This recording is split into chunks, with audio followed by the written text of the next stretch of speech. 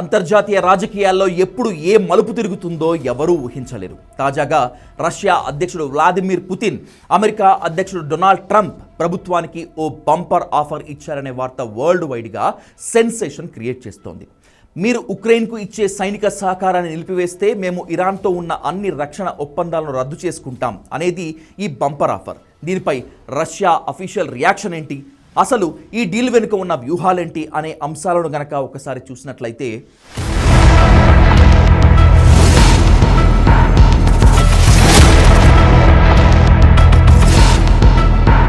అమెరికాలో Donald Trump బాధ్యతలు చేపట్టిన నాటి నుంచి ఉక్రెయిన్ యుద్ధాన్ని ముగించడమే తన ప్రథమ ప్రాధాన్యత అని చెబుతూ వస్తున్నారు.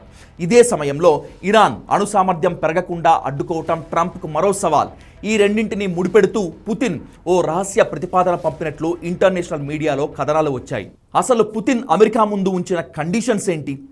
ఉక్రెయిన్కు అమెరికా ఆయుధాలు పంపడం ఆపేయాలి, నాటోలో ఉక్రెయిన్ చేరకుండా అమెరికా హామీ ఇవ్వాలి, దీనికి ప్రతిగా రష్యా తన మిత్రదేశమైన ఇరాన్ను ఒంటరి చేస్తుంది, ఇరాన్కు అందజేయాల్సిన అధునాతన యుద్ధ విమానాలు, క్షిపణి వ్యవస్థలను రష్యా నిలిపివేస్తుంది, తద్వారా ఇజ్రాయెల్ భద్రతపై ట్రంప్లో ఉన్న ఆందోళనలకు రష్యా క్లారిటీ ఇస్తుంది. ఈ వార్తలపై రష్యా అధికార ప్రతినిధి డిమిత్రీ పెస్కోవ్ స్పందించారు. అయితే ఈ వార్తలను ఆయన పూర్తిగా ఖండించలేదు. మేము అన్ని దేశాలతో చర్చలకు సిద్ధంగా ఉన్నాం, కానీ మా జాతీయ ప్రయోజనాల విషయంలో రాజీ పడం అని కామెంట్ చేశారు.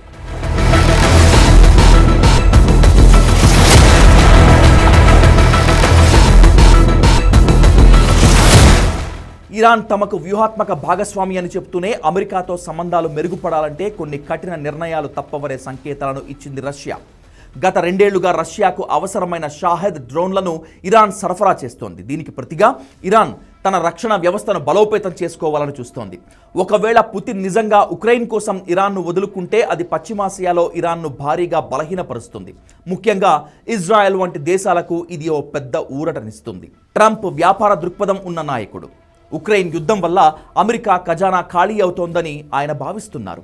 కాబట్టి ఇక్కడ ట్రంప్ ఆలోచన చూస్తే ఓవైపు ఉక్రెయిన్ యుద్ధానికి ముగింపు పలకటం, మరోవైపు ఇరాన్ రష్యా బంధాన్ని విడగొట్టడం చేయాల్సి ఉంటుంది. ఈ రెండు జరిగితే అది ట్రంప్కు దౌత్యపరంగా పెద్ద విజయమే అవుతుంది. అందుకే ఈ ప్రతిపాదనపై వైట్ హౌస్ నిశితంగా పరిశీలిస్తోంది. రాజకీయాల్లో శాశ్వత మిత్రులు, శాశ్వత శత్రువులు ఉండరు, కేవలం స్వార్థ ప్రయోజనాలే ఉంటాయి అనేందుకు ఈ రష్యా, అమెరికా, ఇరాన్ త్రికోణ యుద్ధం ఓ ఉదాహరణ.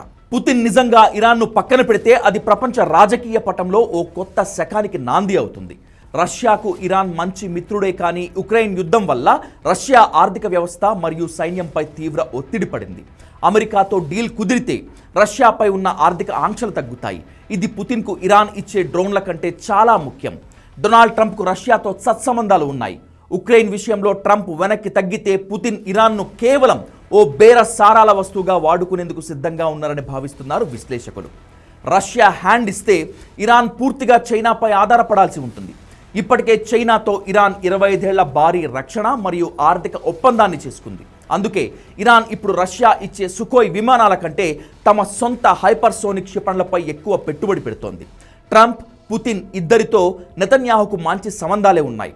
రష్యా కనుక ఇరాన్కు ఆయుధాలు ఆపేస్తే ఇజ్రాయెల్కు ఇరాన్ నుంచి ముప్పు తప్పుతుంది. అందుకే ఈ డీల్ కుదిరేలా ఇజ్రాయెల్ తెర వెనుక చక్రం తిప్పుతోందనే సమాచారం. అయితే దీనిపై ఉక్రెయిన్ ఆందోళన వ్యక్తం చేస్తోంది. అమెరికా సహాయం ఆగిపోతే ఉక్రెయిన్ రష్యాకు లొంగిపోవాల్సి వస్తోంది. ఇది ఐరోపా భద్రతకే ముప్పు అని ఉక్రెయిన్ వాదన.